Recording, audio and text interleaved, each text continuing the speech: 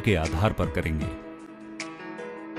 एक बार जमीन पर मापी कर लेने के बाद शौचालय का निर्माण किसी भी हिस्से से शुरू किया जा सकता है, लेकिन शुरुआत गड्ढे से करने पर दूरी और तकनीकी ढलान का अंदाजा लगाया जा सकता है।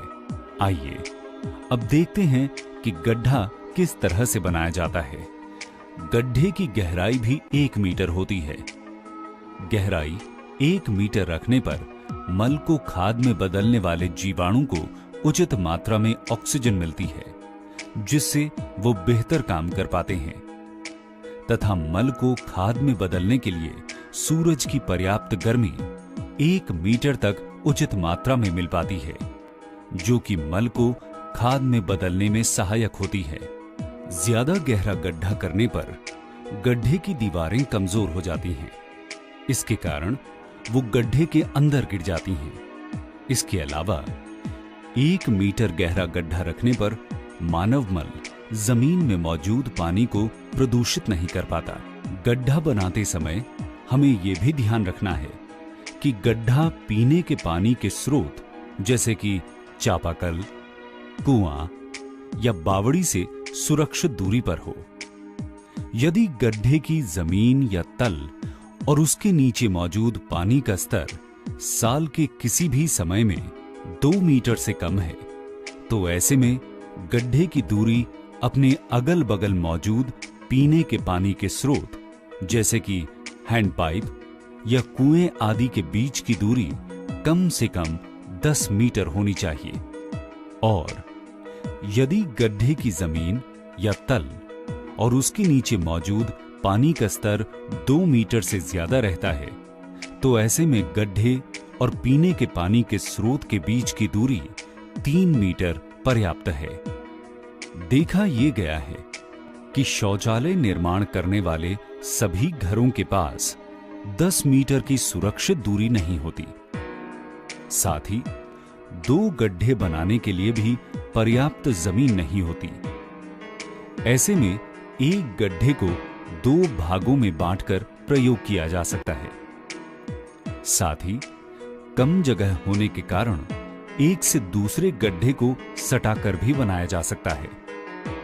सिर्फ ध्यान ये रखा जाना चाहिए कि एक गड्ढे अथवा गड्ढे के एक भाग का गंदा पानी दूसरे भाग या गड्ढे में न जाए। इसके लिए हम दीवार को प्लास्टर करके सील कर देते हैं, और जिस तरफ भी कुआं या चापाकल होता है, गड्ढे की उस तरफ की दीवार को पूरी तरह से प्लास्टर करके सील कर देते हैं, ताकि मल में मौजूद जीवाणु पीने के पानी के स्रोत की तरफ न जाएं।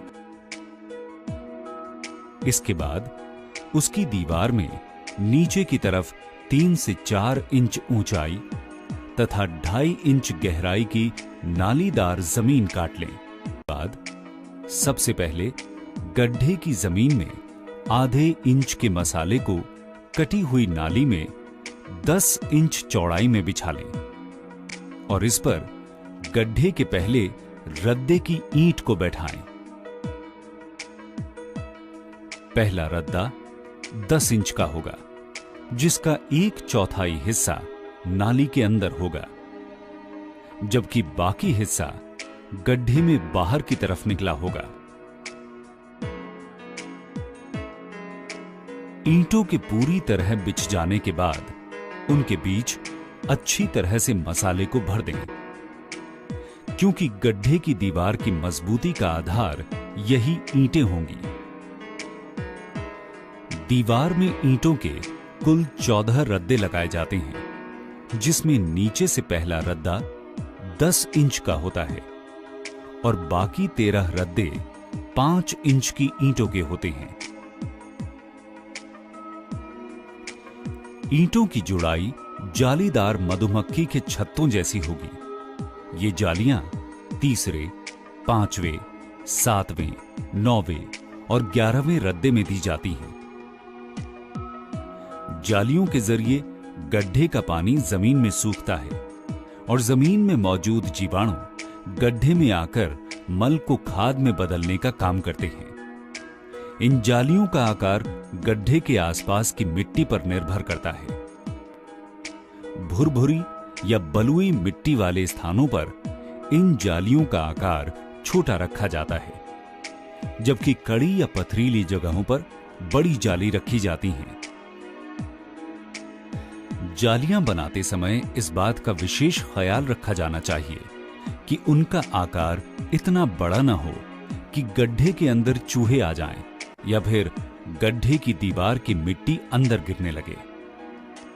गड्ढे के आखिरी 2 रद्दे जमीन के ऊपर बिना जाली के और दोनों तरफ से प्लास्टर किए हुए होंगे, ताकि बरसात के दिनों में बाहरी पानी गड्ढे के अंदर न जा सके।